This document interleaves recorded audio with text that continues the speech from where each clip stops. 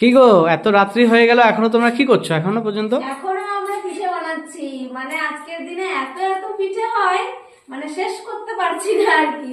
এখনো তাই চলছে বানানো।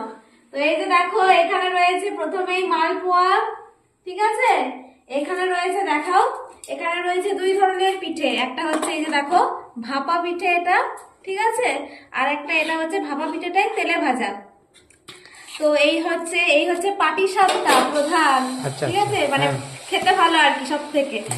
আর এই হচ্ছে প্রধান পিঠে, এটা হচ্ছে কি জানো না, সাজের সাজের পিঠে। পিঠে। সাজের পিঠে এটা হচ্ছে আমাদের প্রধান পিঠে, মানে যে কোনো পিঠে করো আর না করো এই পিঠেটা কিন্তু করতেই হবে। তো দেখো, আর এইখানে রয়েছে দুধ দিয়ে সাজের পিঠে ভিজানো।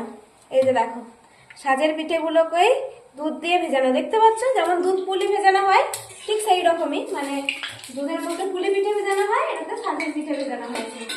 তো এই হচ্ছে আমাদের সমস্ত রকমের পিঠা। অন্য বছর আর একটা পিঠা করে, সেটা হচ্ছে চষি পিঠা, কিন্তু এই বছর সেটা এখন করি নাই, কদিন পর করব।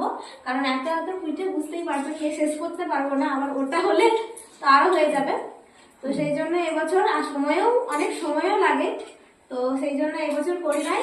তো সবাইকে জানাই মকর সংক্রান্তির অনেক অনেক শুভেচ্ছা।